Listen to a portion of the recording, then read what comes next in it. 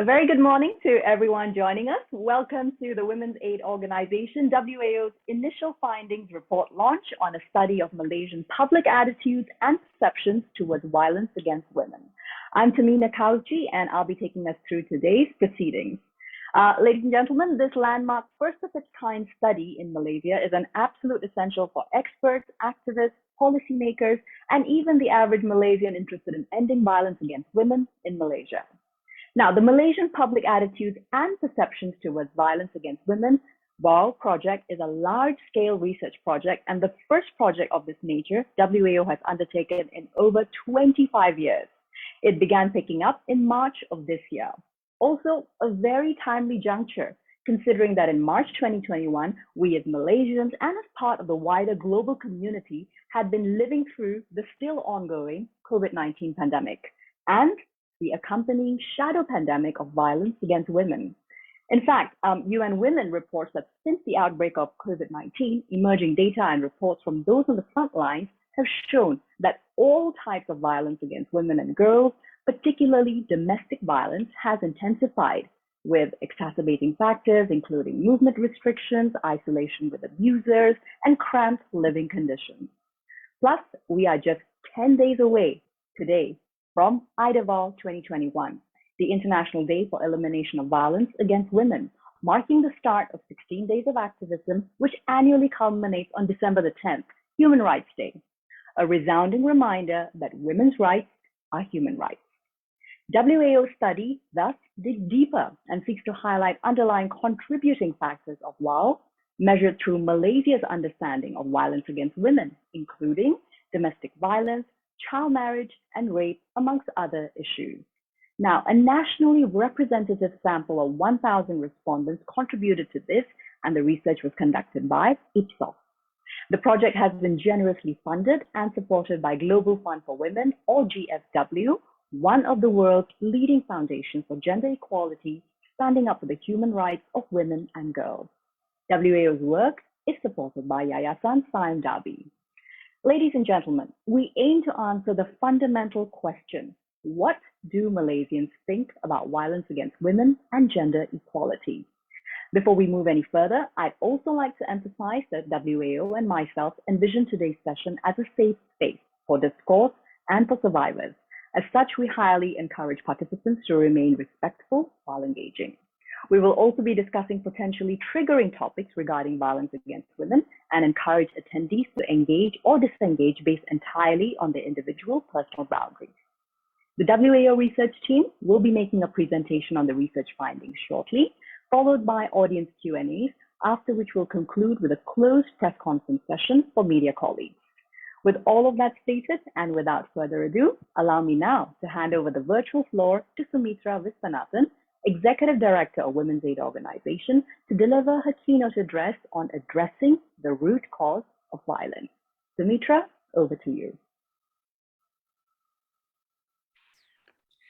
Thank you so much, Tehmina, and thank you to everyone for being here today. So, attitudes and perceptions. Fundamentally, this is what we need to understand. What are our attitudes and our perceptions when it comes to violence against women?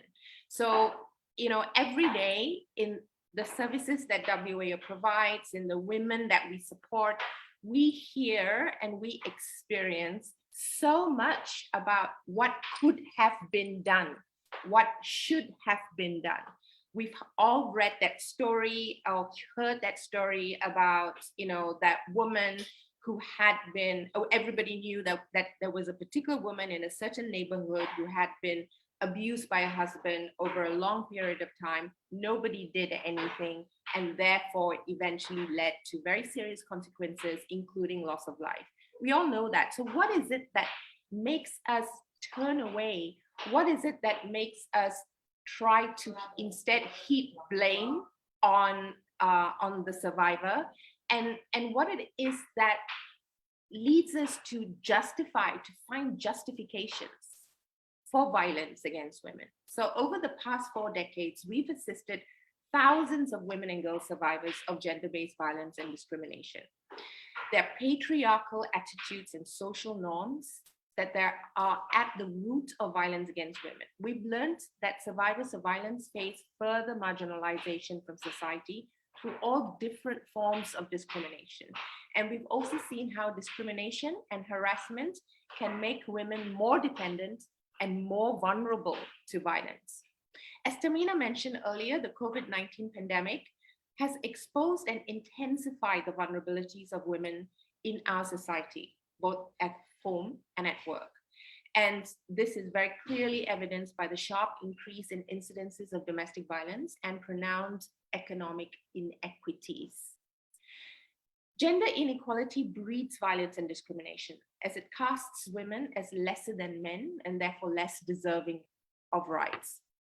We don't know enough about violence against women in Malaysia. It is understudied. Our focus is often steered towards pinpointing the extent of the problem, like for instance, trying to find out the prevalence of violence and so forth. But focus should also be directed towards understanding the factors of inequality and violence in Malaysian society. And this is exactly what this study is aiming to do. So it establishes the extent of problematic attitudes within our society and communities, attitudes that support, attitudes that sustain violence against women, that perpetuate gender inequality, and the collective disempowerment of women everywhere. So this is our first step, the first step towards addressing the root causes of violence in itself. So we have decades of reflection and research by key players in the field. There are academics, think tanks, government agencies, civil society organizations, including but not limited to WAO, where way back in 1994, we did the first sort of unofficial prevalent survey. And we need to take a step back to think about how best to move forward in our efforts to address and prevent violence against women and the continued proliferation of gender inequality. We want to have better accountability for the prevalent inequities faced by women and girls. And, I just want to say that WAO takes a transformative equality approach. What does that mean? That means addressing first the substance, the structure, and then also the culture of that whole environment and situation around the issue of equality and eradication of violence. So we need to have laws, yes. We need to have strong laws and policies that not just address violence against women, but aim to move forward and support equality. And then we need to have that substance. We need to have to ensure that whatever law, policy, etc., that is in place is actually being accessed equally and has equality of outcome. It actually achieves the equality that it seeks. And then thirdly is that issue of culture. And this is what we need to understand better right now, the issue of culture. So it's not just individual perceptions, it's also, the underlying culture that supports how institutions work, how organizations work, how people within those institutions and organizations think about equality, about women's rights, and about violence against women. We need better accountability. The inequities are prevalent. We know that. We have the data. But we need better accountability for that. We need to have concrete, effective measures. We need to have attention placed on addressing violence before it occurs. If we don't take that cohesive, coherent, transformative equality approach, we risk solely reacting to violence continuously instead of investing in efforts to prevent it before it occurs. And our attitudes and perceptions towards violence against women are fundamental and key. This is the findings that the initial findings that you're going to hear about today are shocking.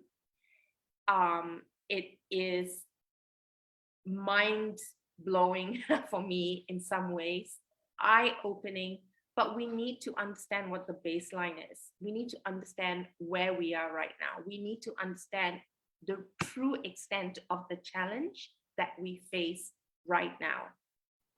We need equality. Why we need equality? Because it is fundamental to a just society. And gender inequality is one of the worst, most damaging and destructive aspects of any society. And when it's prevalent as it is in ours, we need to address it. We need to address persistent gender stereotypes that undervalue women, that diminish women's voices, needs, and opinions, that hinder our autonomy and full participation in everyday life. It's also represented in the areas of decision-making and power, but not limited to that. When women are not equally represented in decision-making spaces, in power spaces, our needs are not being heard, they're not being represented, and therefore they're not being addressed. Attitudes don't improve overnight.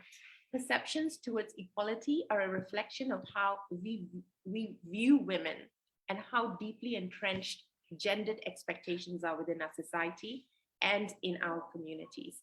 We all have to do so much more to dispel those ideas that women are less capable, because what we need to remedy is the foundation. There is that foundation that's flawed from the outset, because it excludes women and girls from the opportunities and rights that can support us to live our lives, to fully enjoy our rights, to be fully who we are and who we want to be.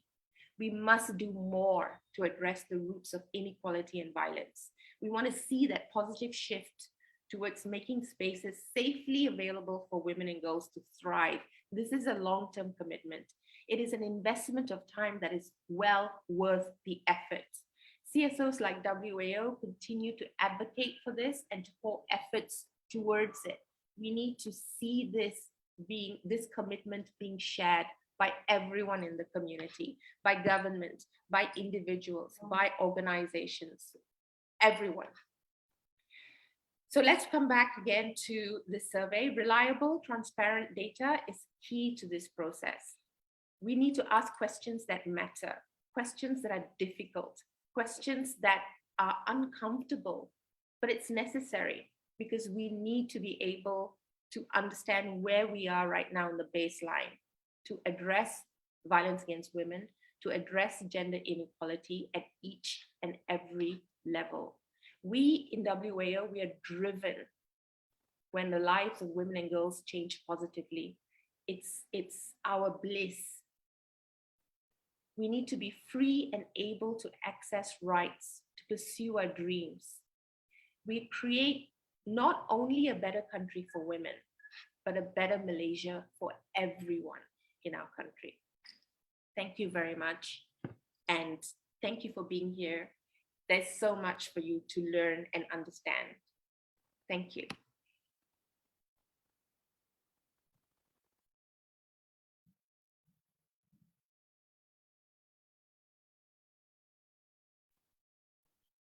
Thank you. Thank you so much for that, Sumitra. Thank you, Sumitra. Some resounding reminders there on the importance of a methodical approach to tackle root causes of violence against women. Next on our agenda, attendees are the research findings presentation by the WAO team leading this immensely important project. Joining us for this is firstly, Shazana Agha, Head of Research with the WAO Research Team. Isabel Chung, Research and Advocacy Officer at WAO, is our second speaker. And the speakers panel is rounded off by fellow Research and Advocacy Officer at WAO, Anis Farid. I'd also like to encourage questions from all our attendees, which you can type into the comments section while the entire presentation is going on, and our speakers will be addressing them at the end of the presentation. A reminder once again to all to be respectful in line with our topic of today. Shazana, Isabel, and Anis, with that, I hand over the virtual floor to the three of you to present WAO's study of Malaysian public attitudes and perceptions towards violence against women. Over to you. Thank you, Tehmina. Thank you, Tehmina, for the host of introductions, and really thank you for hosting our session today. Before we begin this presentation, I would like to take the opportunity to thank several parties that have made this research possible. I think Sumitra already mentioned Global Fund for Women and Yayasan Sime, Darby, but I really want to highlight the contributions of a panel of academic experts that was set up to guide this project.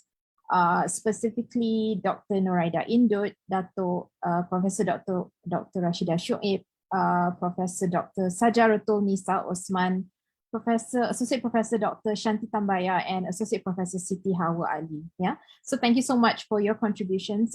We also like to thank all current and former colleagues of WAO who have made significant contributions to this project. And finally, we would really like to record our appreciation for the 16 survivors of WAO who bravely shared their stories with us today. Not today, but previously through the research. Okay.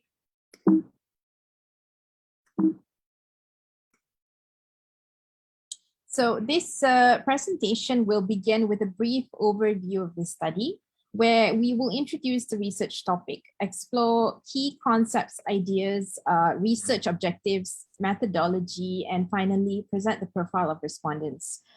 We will then present initial findings and recommendations, but due to the limitation of time, we won't be presenting all of the initial findings, but rather we will be highlighting the key findings.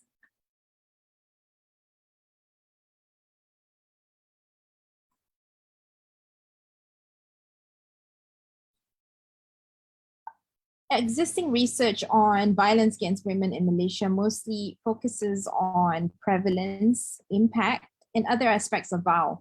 But when it comes to Malaysian public attitudes towards WAO, we find this subject to be an understudied area of research. Yeah.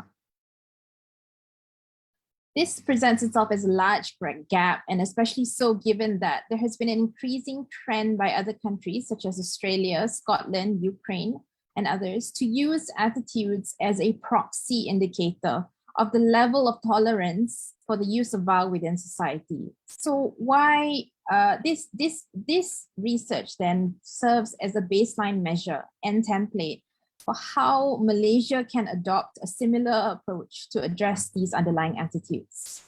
This study is also the first nationally representative study focusing on Malaysian public attitudes towards WAO. And as a nationally representative study, its findings are extrapolatable to the wider population and are reflective of attitudes and beliefs held within Malaysian society. Finally, in its review of Malaysia's compliance with CEDAW, the CEDAW committee marked out stereotypical gender norms as an area of concern for Malaysia. This study is therefore in alignment with the committee's recommendations to monitor and track the progress of Malaysia in addressing these stereotypes. So why study attitudes, right? I think some of these points were highlighted by Sumitra in her speech, but I just want to reiterate, that firstly, WAO is essentially rooted in and sustained by patriarchal attitudes and social norms. So patriarchal attitudes and social norms that are widely held by a community can affect individual behaviors and responses towards WAO. Yeah. So, but WAO is really preventable. It's not something inevitable. It is preventable and it can be stopped from happening in the first place. But this must be done through prevention programs that actively challenge violence endorsing attitudes that help to sustain WAO. To understand, and so we need to study attitudes in order to, we need to understand this process, begin this process by understanding what violence endorsing attitudes are prevalent in Malaysian society, and which is precisely what this research aims to do. I hand over to my colleague Anis to explain a little bit more on this. Okay, so Shazana briefly mentioned the importance of attitudes, but I'll elaborate a little bit more. So why did we choose to study attitudes? Why do they matter? So attitudes have an impact on the perpetration of violence and how survivors will respond to the violence once they experience it, and then in turn, how people around the survivor will respond to the survivor. This on screen now is the socio-ecological framework, which we use to understand how attitudes proliferate across the different levels of society. So as mentioned, attitudes create social norms, and social norms which are prevalent on a societal level become societal norms. also known as behaviors and attitudes that the society deems acceptable. So when we're studying attitudes, we're using these as a proxy to ascertain the prevalence of certain societal norms.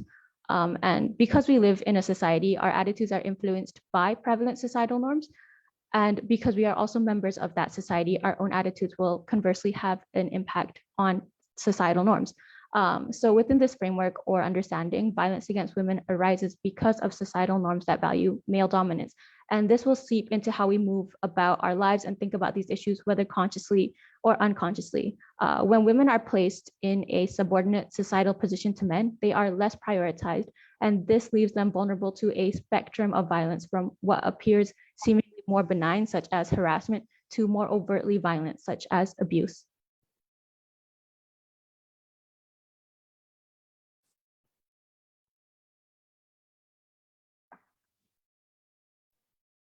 Yes, so these are some of the study objectives that I think were mostly covered by Shazana earlier. So firstly, to kind of explore and assess attitudes and awareness towards violence against women and gender equality, to explore Malaysian perceptions and awareness towards sources of support and public messaging for violence against women, and to explore how these attitudes and perceptions impact survivors' help-seeking experiences. So the next slide is about a little bit about our methodology. So this study was split into two parts, the quantitative component or the survey, and the qualitative component, which consisted of in-depth interviews. For the quantitative component, which constituted the bulk of the study, the survey was partly modeled after an Australian attitudinal survey called the National Community Attitudes Towards Violence Against Women Survey, or the NCAS, which is conducted every 4 years on a nationwide scale in Australia. We adapted 3 scales from its most recent iteration in 2017, namely the Community Attitudes Supportive of Violence Against Women scale, Gender Equality Attitude scale, and the Understanding Violence Against Women scale. And we also developed questions in consultation with the Ministry of Women, Community and Family Development, or KPWKM, WAO staff, and our academic panel. And these self-developed questions were about child marriage, rape, and perceptions towards sources of support. And why we decided to include these is because they are particular points of interest for our own advocacy that also builds on previous work done in a local context by a range of civil society organizations and academics. The survey is validated, meaning that we took many steps to make sure that the questions were culturally appropriate and understandable, given that the bulk of it was adapted from an Australian survey. And what that means is we consulted the academic panel about which scales to adapt and which to drop, which questions might have been problematic or not well translatable. And then following that, we translated it into Malay and then back translated it into English. And we face validated it with a sample of 30 people to make sure that the questions withheld their original meaning and nothing was lost in translation, literally. And following that, we pilot tested the survey with about 100 people to ensure that it was reliable and measured the things that we intended to measure. And so the second half of the study was constituted interviews with 16 survivors, with the interview questions structured around how the attitudes of those around them, whether their peers, their family, formal structures of support like police officers or healthcare staff, had affected their decisions to seek help or further action, and generally just their journey of help seeking. Okay, so very quickly, I'm going to zero in on the scales taken from the NCAS as explained by Isabel previously. So the individual questions on the survey, they made up the themes, which are the questionnaire components on screen. And then these themes are covered by the scales, which are the composite measures. The factors are the demographic, contextual, and attitudinal factors that may be associated with or influence attitudes. Isabel will now explain the profile of our respondents. Yes, so as Shazana mentioned earlier, our profile was, our sample size was of 1,000 Malaysians. It is a nationally representative population in terms of gender, age group, ethnicity, income group, and regional distribution. And this is relevant because the size of our sample and its representativeness means that the results can be extrapolated to the entire Malaysian population, although with caution and with necessary steps in place. So in this way, they are the findings that we present today are somewhat a reflection of Malaysian society as a whole. So now I'll talk about some key initial findings from our study, or Shazana will go into it actually.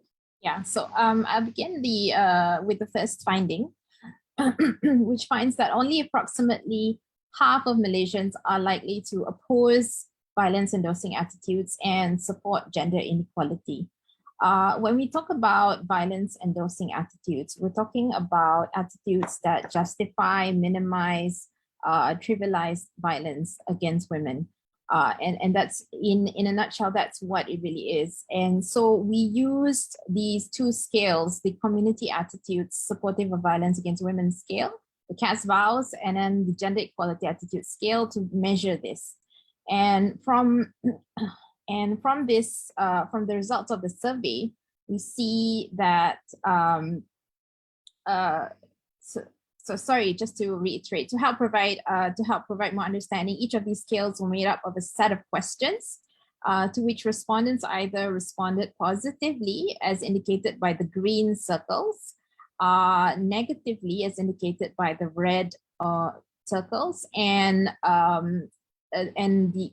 those who were uncertain, indicated by the yellow circles. So you can see, like the split is there between people, those Malaysians who oppose VOW and those who are either supportive and uncertain, those who oppose gender inequality and those who support or are uncertain about gender inequality. So in the context of this study, we hold that respondents expressing uncertainty are also a population of interest, as they represent a segment of the population who hold attitudes that also need to change from that of uncertainty to being unequivocal about opposing violence-endorsing attitudes. So while uncertainty or neutral stances may appear to be harmless, this study argues that uncertainty essentially is a dangerous thing, especially in the context of patriarchal systems, where uncertain or neutral stances can passively contribute to the perpetuation of attitudes and behaviors that enable violence. And we move on to the second finding, which is the fact that that's the most concerning attitudes and perceptions that are likely to be held by Malaysians. So we see in this table, it highlights themes of questions that receive the most negative responses, indicated by the third column. Themes of questions that received uncertain responses, indicated by the fourth column, and the fifth column, we see combined percentages of negative and uncertain responses. And again, the reason why we combine this is because we're able to see in totality the responses that really are problematic and concerning. So from this, we see that the themes of questions that receive the most concerning attitudes and perceptions are basically those that excuse the perpetrator and hold women accountable, disregard women's right to consent. We see this very high with 38.2%. Mistrusting women's reports of violence. So we see that the percentage of uncertain responses are very high. Undermining women's independence in,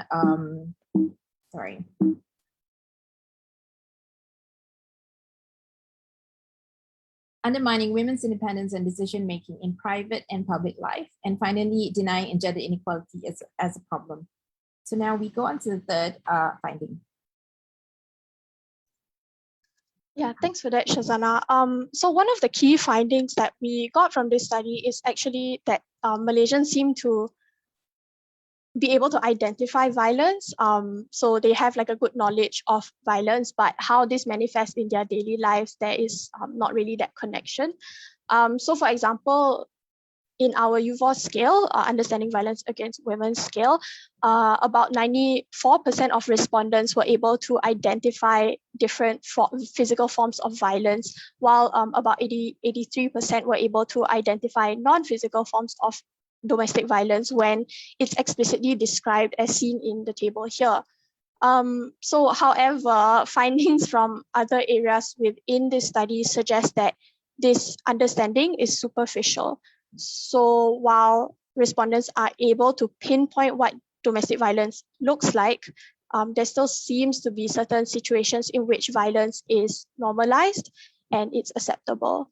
So a direct example here would be that 96.5% of respondents think that if one partner in a domestic relationship slaps or pushes the other partner to cause harm or fear, that it is domestic violence. However, over half of our respondents believe that domestic violence is a normal reaction to everyday stress and frustration. And this trend of linking violence to an emotional or as an emotional reaction is seen in several questions above. So for example, thinking that sometimes a woman can make a man so angry that he hits her when he didn't mean to, believing that women who flirt all the time are somewhat to blame if their partner gets jealous and hits them. And this idea is very worrying because relaying violence as an emotional act reduces it to an automatic or uncontrollable gesture. And so in this way, the onus often falls on the only other person in the room, the victim, who is often a woman, to prevent or manage these reactions of anger or jealousy and guard themselves against the violence to keep themselves safe. And the shift in blame is echoed in some of the questions here, right? Women can make a man so angry, women who flirt all the time. However, ultimately, patterns of excusing perpetrators for violence and holding women responsible that, an average of 40% of our population is supportive of or complicit towards are simply patterns of victim blaming behavior that blame women for the actions that are not only someone else's, but actions that harm them. And these are just a way to justify and rationalize violence. So in the next slide, this may in part be due to the fact that many Malaysians don't seem to understand how complex and difficult abusive relationships can be. So this idea that the decision to leave is an easy one, or that the resources to do so are accessible to everybody, is a very simplistic idea. There are a myriad of complex considerations. And on top of that, abuse often stems from power imbalances in a relationship, wherein habitual patterns of exclusion from decision-making in the household, economic opportunities, and so on and so forth can diminish or disempower women in their everyday lives and hold them back from speaking up or seeking help because they're scared of being doubted, or they're scared that the abuser will find out and the abuse will worsen.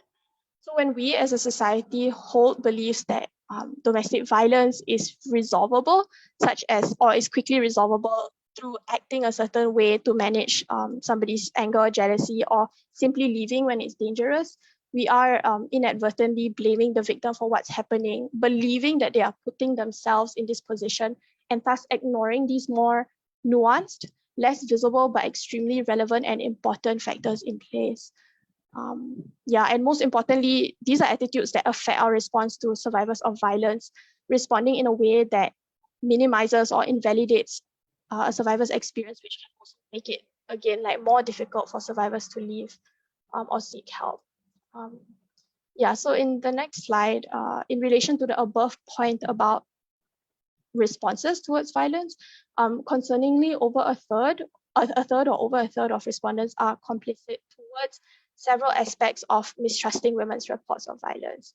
And this, compounded with the persistent narratives of how women are blamed for abuse, expected to manage reactions, that domestic violence is easily and quickly resolvable, is very, very concerning, because complicity, as we argue, indicates sort of an unwillingness to speak against these false narratives. And in fact, it could also signal a collective belief that taking a stance to support or oppose is not necessary. But in this case, we'd be defaulting to these harmful narratives in place and perpetuating them simply because of how prevalent they are in our everyday lives and Malaysian societal beliefs.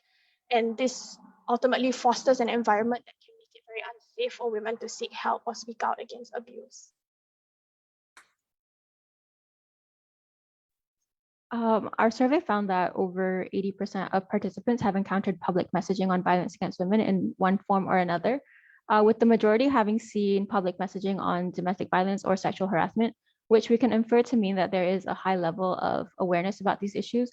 However, in light of some of the behaviors of violence that are deemed acceptable by large amounts of Malaysians surveyed, as Isabel mentioned previously, we can infer that the messaging being sent out is potentially not as effective as it should be in addressing the issues in a nuanced way, potentially failing to identify myths or complexities associated with violence against women.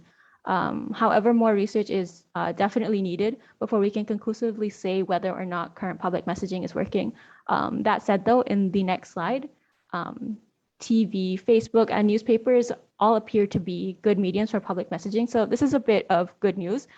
We know where people are seeing public messaging about violence, so we know what channels to use to reach people. So these are good mediums also because people recognize that they are seeing messaging about violence against women on these channels. Therefore, that's why we say they have higher recall. And this is consistent even when we disaggregate the respondents by language of choice or strata, so whether they are living in a rural area or an urban area. So we're going to shift a little bit now and look at another one of our biggest findings, which is Malaysian understanding of consent. So only 34.3% of respondents displayed supportive responses to the idea of consent. These are some of the example questions as they were written out in the survey. And as you can see from the questions, the idea that women are interested, but they're just playing hard to get, it's an especially predominant narrative in Malaysian society. So this suggests that a substantial segment of Malaysians have a poor regard for women's decisions and choices in their intimate and sexual relations. More concerningly, though, is that this suggests that these attitudes are acceptable in Malaysian society by the high levels of either explicit endorsement or uncertainty, the numbers in the table.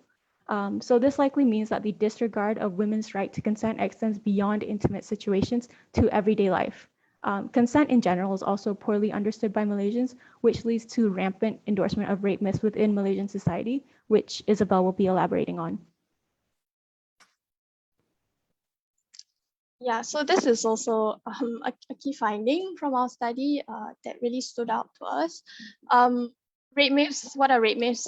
There's a definition on the screen, but generally they are very broad statements that are often heard in the discourse surrounding violence and particularly sexual violence. And as you can see, like most notably in this graph, over 80% of respondents believe that rape happens because men are not able to control their sexual desires. Again, kind of echoing this idea of violence as an uncontrollable, somewhat emotional act. Yeah, and just to kind of clarify, rape myths, this particular question on rape myths is a self-developed question. Why we decided to include it was because these phrases are quite familiar to most of us, I believe, and we wanted to know how pervasive they really are in society. Because rape myths are a way to normalize violence, and when as prevalent as they are, as seen in this graph, they shape the way we collectively understand and speak about violence and respond to it as something that's not the perpetrator's fault. And this unfortunately can extend beyond everyday conversation with peers into the responses of structures of support, like the justice system, like the police. Okay, so another one of our biggest findings is that Malaysians tend to not perceive gender inequality as a problem. This is something that Sumitra touched on in her speech. But this in our survey was demonstrated by high rates of opposition to the idea of gender inequality or uncertainty, meaning that many Malaysians surveyed do not feel that gender inequality is an issue, or they're uncertain and presumably unaware of the reality of gender inequality in Malaysia, which is well documented, especially with regards to women's economic and political empowerment. It's why we sit at 112th place out of 156 countries in this year's Global Gender Gap Report.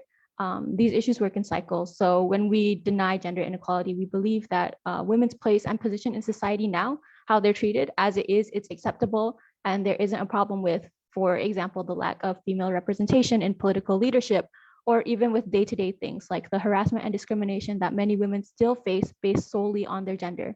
The reality is that in disbelieving that gender inequality is a problem in women's everyday lives, from the workplace to the home, It fosters an environment that makes it difficult to speak out against these issues. So fears of disbelief or doubt from our peers can hold us back from speaking out or defending ourselves when we face these issues. And when this happens, it's very easy to underestimate the scale of the problem. And this feeds into the false notion that gender inequality is not a problem anymore. In reality, the denial of gender inequality only further serves to deepen gender inequalities. In the next slide, we can see that this is most explicit in how Malaysians tend to undermine women in everyday life. So roughly 2/3 of the population endorse men as the head of the relationship or the family. So this is the private life that's above there. And this includes an explicit preference for this by women as well, meaning it's not just men that are driving these results. The problem is that when men are placed as dominant figures, women then tend to be idealized in submissive roles. And this imposes specific obligations onto each gender with little regard for why.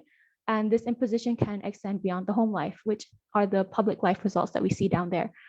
So we can see the low levels of opposition to the statement on screen with regards to women's role in public life. And this indicates that gendered roles of submissiveness and dominance are expected beyond the household in such a way that undermines women's ability as decision makers, both in public and private life. So what happens when we believe that men are better leaders or decision makers, both in private and public life, is that women tend to be excluded from decision making. So we see this most clearly in the lack of female leadership, which will impact the issues that women face as female leaders tend to advocate more for issues of inequality, meaning crucial issues such as the unequal care burden or help seeking for domestic violence and nuanced public messaging on the realities of violence. These issues may not be addressed.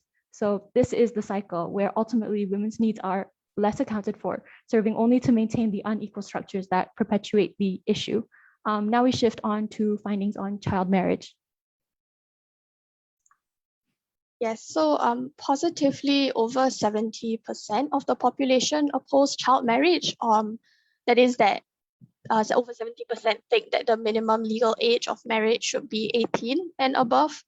So this is positive, and it definitely supports continued calls by various civil society organizations, academics, and the general public to do so. And this is, of course, concrete data that shows that. In the next slide, however, another interesting finding about child marriage that we need to analyze a lot more is that explicit support for the practice is lowest in East Malaysia or Sabah Sarawak and highest in the East Coast at around 15%.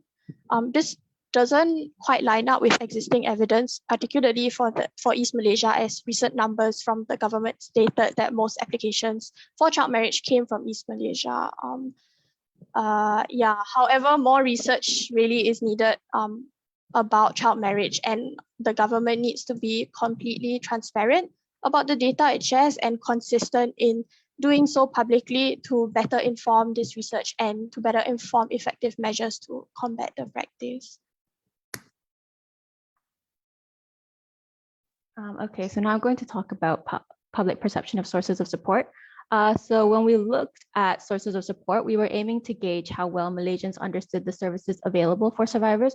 So this table demonstrates the amount of Malaysians who chose these places as the first point of contact they would go to with regards to formal authority. So compared to other formal sources of support, Malaysians are likely to first seek help from the police following incidences of domestic violence and sexual harassment. So this is a positive finding. It indicates that a good amount of Malaysians feel that these are crimes that need to be reported to the police immediately. However, when we look at the other formal sources of support that are available to survivors, this is when our concerns arise. So as a first point of support, for example, talian kasih was highlighted by less than 10% of the respondents, indicating there is insufficient public awareness of the service and its connection to helping gender-based violence survivors in crisis. We can also see this with the low numbers for the social welfare department.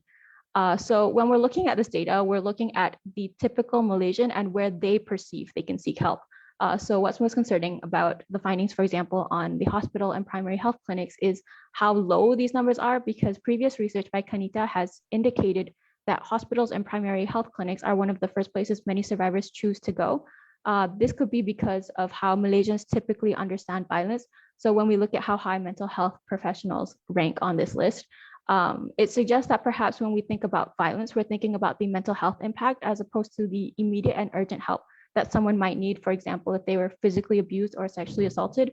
This is especially concerning because hospitals actually have one-stop crisis centers, which are integrated support systems for survivors, which are free, and they're in the emergency department, so you can just walk in. They're called one-stop crisis centers because you can do everything from there. So getting a medical report, filing a police report, you can do that all there because there's a police bundle there. And medical reports often are important for pursuing further action in cases. So every player in an integrated system has its role to play, and when some are under-recognized, there's a gap in the system and this needs to be addressed. These are critical services and they're unseen by the public.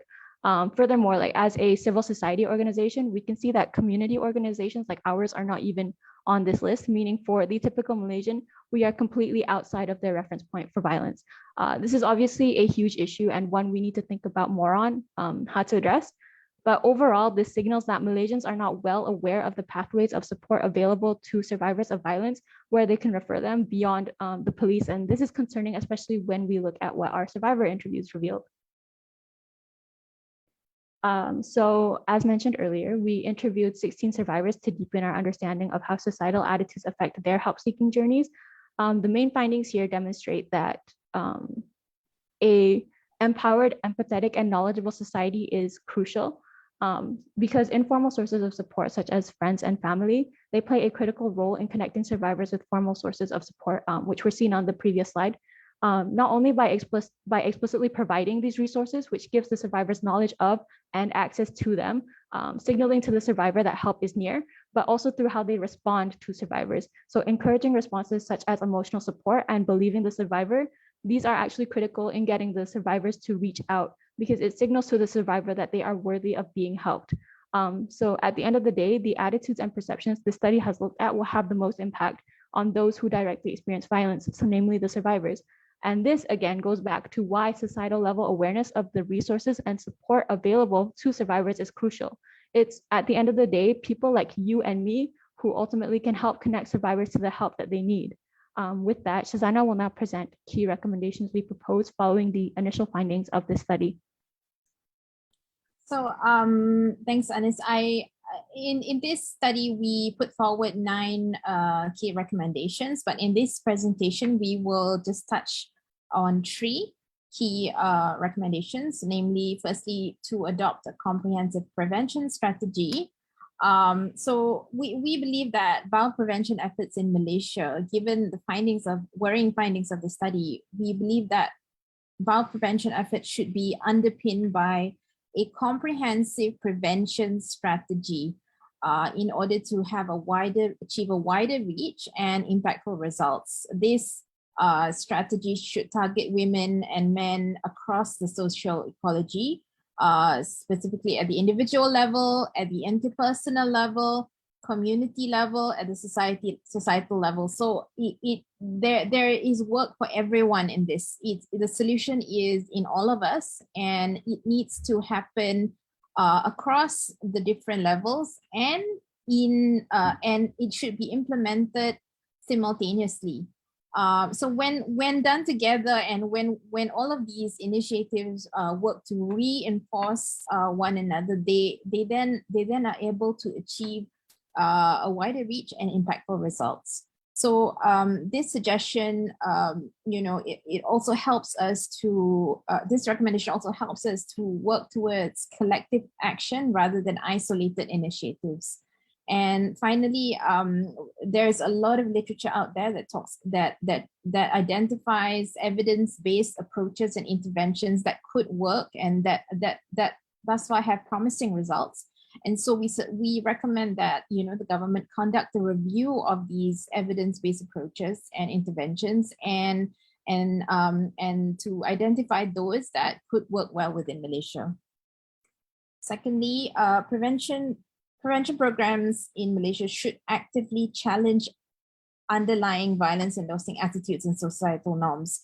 So currently existing prevention programs in Malaysia commonly focus on raising awareness on what constitutes VAO, its unacceptability, resources for help, and developing skills for psychological first aid. But really what we need to do is we need to shift towards prevention programs that actively challenge underlying widely shared community attitudes and social norms that support VAO and gender inequality.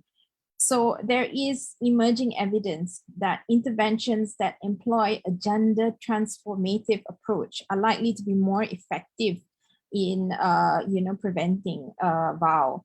So when we talk about a gender transformative approach, we mean that we refer to an approach that goes beyond addressing specific violence behaviors, but also focuses on challenging gender norms and ideas that promote controlling and aggressive forms of masculinity and submissive femininity. Okay, and secondly, we propose that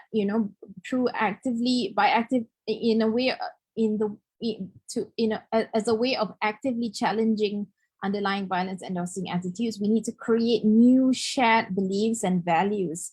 And this can be done by addressing incorrect facts, beliefs related to VAO, provide examples of harms of VAO, reframing an issue in a new way, and finally, we need to illustrate how such attitudes are reflected through common daily practices and conversations, as shown in our study, that there is a disconnect. People may recognize something to be violence, but they don't actually understand how it may manifest in personal and daily life.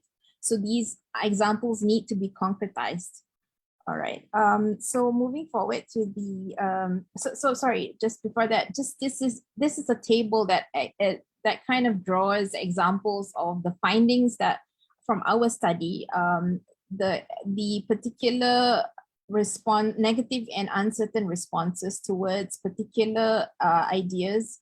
For instance, domestic violence being a normal reaction to everyday stress and frustration, and we propose that. We need to use this study as a way of identifying these problematic attitudes and then formulate messaging, public messaging that would be able to challenge and debunk myths about violence. Finally, we really strongly assert that the government needs to conduct public attitude surveys towards VAO every few years to track progression and regression of Malaysian attitudes. Attitudes really essentially act as a proxy indicator for the prevalence of violence within a society. We see these surveys, public attitude surveys being conducted by other countries as a way of, benchmarking level of tolerance and to identify problematic attitudes held by a society, as well as some segments of the population that hold them. By monitoring the progression and regression of attitudes, we would be able to inform the design and effectiveness of national prevention programming. So with that, I end my presentation, and I pass it over to Tehmina. Thank you. Thank you so much, Shazana, Isabel, Anis. We now move to digging deeper on the presentation findings and also answering the audience questions which have been coming in. Thank you all attendees as well for keeping the chat fairly vibrant. We'll get to that a little bit later.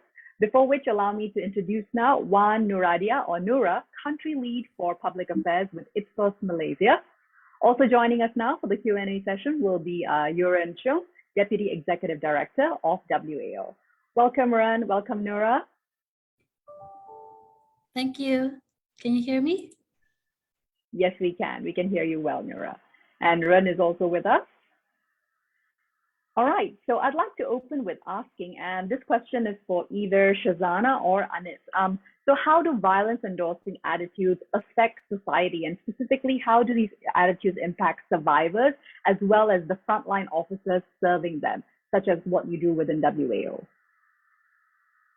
So, Tehmina, I believe violence endorsing attitudes are closely linked to behaviors and responses. And specifically, it affects the perpetration of violence. It affects the response of survivors towards the violence that they're experiencing. And it also affects third-party responses, the people around them, how they respond to the violence that is happening. So it really it affects it is all encompassing. It affects all everyone, and especially and frontliners are not excluded from this. They are part of our society, and when they hold these attitudes, they can become a deterrence to survivors who are seeking help. And so really it affects everyone. And I'm not sure, maybe Anis might want to add on. Sure. Thank you, Shazana. Anis, go ahead. Okay, so as Shazana mentioned, it's about behaviors, right? How it impacts behaviors. But I think it's important to look at it on an individual level. It's about how acceptable we find violence, right?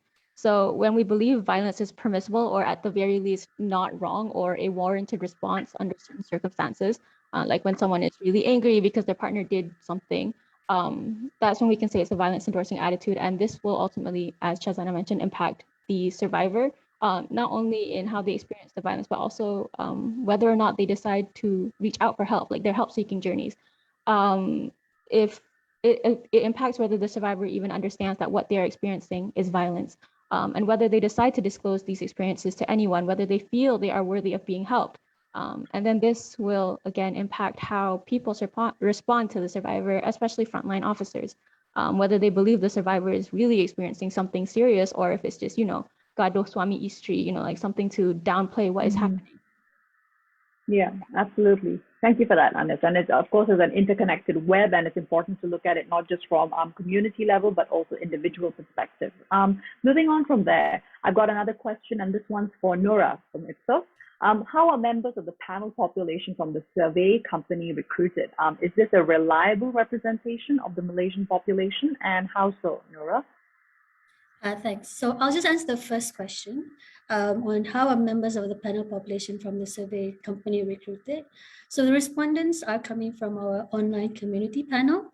So IPSOS panel is branded as I Say panel, and they are made of 1.3 million in size, and they are Malaysians across all states in Malaysia.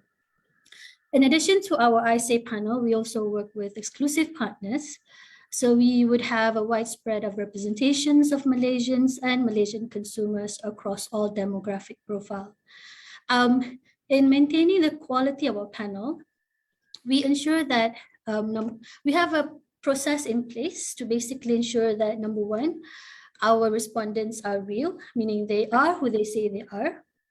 They're engaged throughout the survey at all time, and they're fresh, meaning they're not survey hunters and they take different surveys, and they're not there to take different surveys just for the sake of collecting points. And also, lastly, that they are unique, meaning that once they have they're part of our panel and they've taken the surveys, they are excluded from the remaining panel to continue on taking up the same survey. So they only take the survey once. So in order to ensure that, your second question is that how reliable is the representation of the Malaysian population? So the survey is focused on obtaining the primary data and information to understand the attitudes and behaviors towards tolerance of violence against women and perception of gender equality. So we understand that it needs to be representative of the population states. It needs to provide differentiations in terms of the different profile of consumers, different profiles of Malaysians across both urban and rural. So in order to ensure that the samples collected are representative of the population of interest, we have placed broad quotas on the sample. Also, the data was also weighted so that the samples of the 1,000 studies that we collected best reflect of the demographic profile of adult populations across the different demographic profile, and the weight is in accordance to the most recent census data published by the Department of Statistics of Malaysia. So these are the some of the steps that we have taken to ensure that they are representative. And we handle the quantitative data collection. It was done online, and they're not anonymous panel based, meaning that it's coming from our panel, and it's something the panel is maintained by IPSOS as well. Yes. Right. Okay, thank you so much for that, Nora. We did dig a little bit deep over there. We'll perhaps come back to that a little bit later regarding especially some audience questions which have come in with regards to that. Moving along, and this question is for Isabel. What kind of impact do rape myths have, Isabel, and how can we better address these? Because I think we've seen a lot of rape culture moments happening within our Malaysian society and amplified via discussions on social media, Twitter, especially over the last calendar year in particular. Thanks for the question, Tehmina. You're definitely right. Rape myths have emerged again, time and time again, as persistently as they always have, especially over the past year. Worryingly, previous research has shown that individual beliefs in rape myths are linked to a greater likelihood towards violence-endorsing behaviors and behaviors or attitudes that rationalize violence. So these include attitudes that excuse perpetrators and blame victims, which in turn are linked to underestimating violence, mistrusting women's reports of violence, and so on and so forth. And when these rape myths are so prevalent, so seen to such a great extent, we can understand them as societal endorsement of these violence, of these attitudes and behaviors. And again, this fosters an unsafe environment for women to speak out. It creates barriers where there really shouldn't be any. And we know that these, to better address these rape myths, this study has shown what rape myths are extremely prevalent in Malaysian society, right? So ideas that rape happens because of how women dress or because of how they act, those are statements that are endorsed by over half of our population, wherein and additionally over 80% of our population think that rape happens because men can't control their sexual desires, right? And so what we need to do is we need to debunk these myths directly in awareness campaigns and informational campaigns. And we also need more research and we need more data to identify what other myths are still lingering and what other myths are very persistent. And also now we know with the data that we have and with deeper analysis, we can identify which subgroups or if there are subgroups that are more likely to believe in these. And that's why the demographic importance, why the demographic is very important. All right. Thank you so much for that, Isabel. That was a good explanation insofar. And to expand a little bit broader on that, the next question for Anis, I'd like to ask you, so what is the connection between violence against women and overall gender inequality as we see it happening today and unfolding in Malaysia? Okay, thank you for the question, Tehmina. So as explained previously, gender inequality drives the circumstances which enables violence against women to occur. So when women lack political and economic empowerment, they often remain dependent on partners for financial and physical security. And this would make them especially vulnerable because we see they might feel unable to leave if violence occurs because they have to think about, oh, where will I sleep? Who will take care of my kids?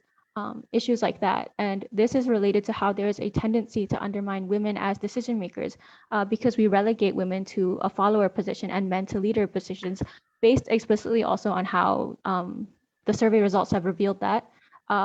This further exacerbates these issues outside the private life and on a societal level because women become less empowered to advocate for their needs and to pursue leadership positions which would allow them to enact these changes. It's really small things like how many women have probably never been asked what would make you feel safer and actually see these things that would make them feel safer put into place. Gender inequality aren't just the big things, but the small things too that make you feel like your concerns aren't worthy of being addressed. Absolutely. Thank you so much for that. Now, moving along from there, we've gotten quite a few audience questions. We will try and go through them as quickly as we can so that we're addressing as many as possible. This first one, Shazana, if you could take it. They're asking, please clarify how community attitudes towards violence against women is capturing community attitudes when your unit of analysis is, however, individual Malaysians instead of communities. And also, how is the community conceptualized with regards to this particular study? Yeah, thanks, Tehmina. So while this study captures individual responses towards the various attitudes that we sought to measure, what we understand is that, and how we conceptualize community in this case is that when attitudes are widely held by a large number of individuals, they then form community attitudes. And really that is how we kind of conceptualize the idea of community attitudes. But really, I would also like to hand it over to Isabel, who may be able to provide further explanation on this. Sure, over to you, Isabel. Yeah, so thank you, Shazana, for that. So I think with regards to community attitudes and just generally like this survey as a whole, when we say community, we are referring to the Malaysian community as a whole in general lah, and the aggregate of individual responses sort of make up that collective community response. So what we plan to do, or what we are thinking of for future analysis, is really looking into particular subpopulations, right? So looking into maybe respondents that are between 18 to 24 years old, or looking into respondents from East Malaysia or something like that. I mean, there are lots of ways to stratify the data and analyze it that way. However, like similarly in the Australian survey, I would like to emphasize as well that community refers to Australians in general, while they do also do similar deeper analysis into like subgroups like indigenous groups, so on and so forth. That is okay. All right, thank you very much. Thanks for clarifying that, both Shaz as well as Isabel. Now let's move along to another question. Hopefully, actually, Isabel can take this one too. The question is asking, why is your analysis not gender disaggregated? Only race myths and gender inequality data are reported separately for men and women, but most of your analysis has averaged out women's perspective. Yes, this is a really, really good question. Thank you to whoever asked it. Yeah, actually in our report, the data is gender disaggregated. It was very important to do this because we are definitely lacking gender disaggregated data in a lot, like in any really national data that we have. That's something that can be improved. So it was important for us as WAO to do that and to set an example and feed into that practice. So in the report, again, it is gender disaggregated. It's just that in this particular presentation, we are a little bit short on time, so we couldn't really go so much into it. But I think interestingly, there are some very key gender disparities or disparities in how men and women sort of view violence and gender inequality differently lah. All right, well noted on that. Thank you so much for emphasizing that. And now moving on to another question. We'll take actually these two separate questions since they're interconnected as one, and hopefully perhaps Anis can answer them for us. The question is asking, why did the study exclude the issue of female genital cutting? And does WAO consider FGC as a form of violence? If not, how was violence conceptualized by the study team since the question of right to consent was actually raised? Okay, thank you, Tehmina. So to answer this question, we do conceptualize female genital mutilation or cutting as a form of violence against women. And within our report, we actually produced a special chapter on FGMC in Malaysia with ARROW and CIS, which are two organizations that have done extensive work on the issue of FGMC in Malaysia. However, given how complex and sensitive the issue of FGMC is, and given our own limitations with running the study, we decided that a special chapter to explore the cultural and religious sensitivities around this, it would be better to sort of unpack that and unpack how FGMC is currently perceived through the literature in Malaysia, as opposed to directly asking the questions. Perhaps in a later iteration of the study, should this be taken on, FGMC can be included, but we're still trying to figure out how to navigate including these issues lah. Wonderful. Thank you so much for explaining WAO's stance on that. And moving along from there, this one's actually a question for Ren. Perhaps Ren could help answer us about this question that was raised. Corporal punishment is one of the most common forms of violence that affects girls, and hence arguably is the key to ending WAO and is preventing corporal punishment. What is WAO's stance on this, out of curiosity, and can anything be done at a wider societal level? Thank you. And thanks Kylie as well for asking that question. So WAO is opposed to corporal punishment in all forms.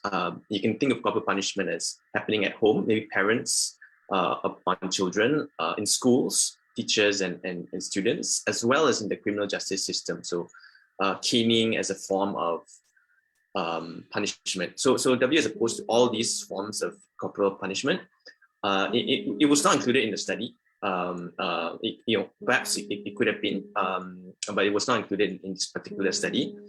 In terms of what can be done, at these three levels, there are basically policy decisions that can be taken to ban corporal punishment. Basically, there has been some efforts to try and do so.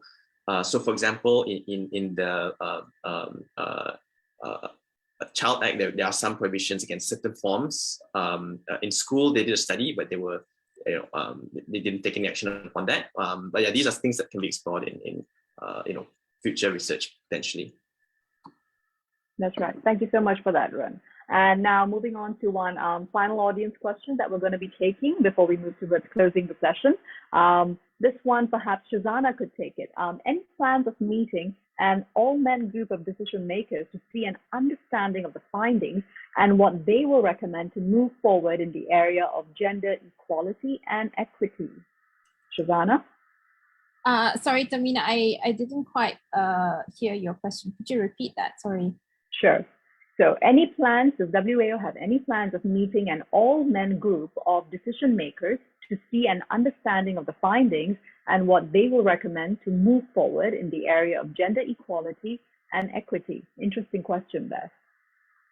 Yes, so definitely we hope to present the results of this study, especially to the Ministry of Women, Family and Community Development, as well as through the Domestic Violence Committee on Handling the National Committee on Handling Domestic Violence. We're hoping to present the results of the study, and in doing so, we're hoping to engage them on these issues. And separately, we're also hoping to engage other stakeholders, such as the Department of Statistics of Malaysia, as well as the Jabatan Pembangunan Wanita, specifically to kind of share this, have a conversation on the results, and to kind of put forward our ideas on how we can move forward.